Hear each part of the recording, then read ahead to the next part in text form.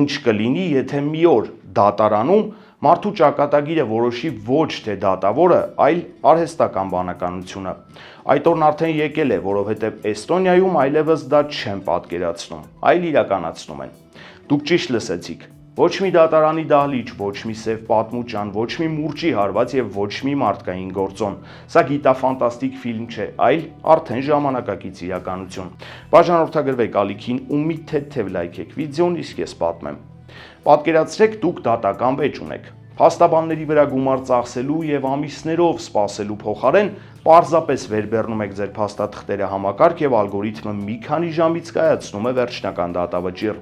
Արհեստական բանականությունն այլևս պարզապես տեքստեր ու նկարներ չի գեներացնում, այն այժմ իրականացնում է արդարադատություն։ Իհարկե, ալգորիթմին դեռևս չեն վստահում ծանր քրեական հանցագործությունները։ Էստոնական ռոբոտ դատավորը զբաղվում է միայն փոքր քաղաքացիական հարցերով, մինչև 7000 եվրոյի սահմաններում։ Մեխանիզմը հետևյալն է. կողմերը ներկայացնում են իրենց փաստարկները թվային հարթակում, համակարգը վերլուծում է դրանք հիմնվելով գործող օրենքների եւ նախադեպային դատավճիռների վրա։ Սա արվում է զուտ պրագմատիզմի համար։ AI-ը թեթևացնում է դատավորների գործը, տալով նրանց ժամանակ կենտրոնանալու բարդ, խորը վերլուծություն եւ էմպաթիա պահանջող գործերի վրա։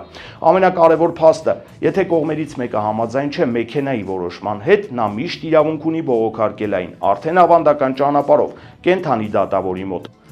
Հայտնի իրավագետ Լոուրենս Լեսիգը դեռ տարիներ առաջ ձևակերպել է մի հայտնի միտք՝ Code is law, կոդն օրենք է։ Երբ արդարադատությունը հանձնում ենք կոդին, այդ կոդը գրող ծրագրավորողը փաստացի դառնում է օրենսդիր։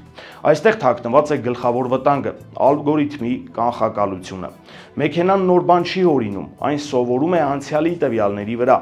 Եթե պատմականորեն դատական համակարգը եղել է անարդար կամ կողմնակալ որոշակի խմբերի նկատմամբ, AI-ը կվերցնի այդ մոդելը եւ կկիրառի որպես բացարձակ ճշմարտություն։ Արդյունքում մենք կարող ենք ոչ թե վերացնել անարդարությունը, այլ պարզապես ավտոմատացնել այն։ Էստոնիայի օրինակը կոտրում է կարծրատիպեր։ Այն ցույց է տալիս, որ արդարադատությունը միշտ չէ, որ թատերական պրոցես է պահանջում։ Հաճախ այն պարզապես մաթեմատիկական հավասարում է փաստերի եւ օրենքի ճշգրիտ համադրությամբ։ Այսօր որոշվում են 7000 եվրոյանոց վեճերը, վաղը գուցե դրանք լինեն ընկերությունների սննկացման գործերը կամ ապահովագրական վեճերը։ Էստոնիան բացել է Պանդորայի արկղը եւ մենք հիմա ականատես ենք, թե ինչպես է տեխնոլոգիան ընդմիշտ փոխում պետության ամենակարևոր ֆունկցիաներից մեկը։ Բաժանորդագրվեք էջին ու հիշեք, այստեղ դուք կգտնեք ամեն ինչ։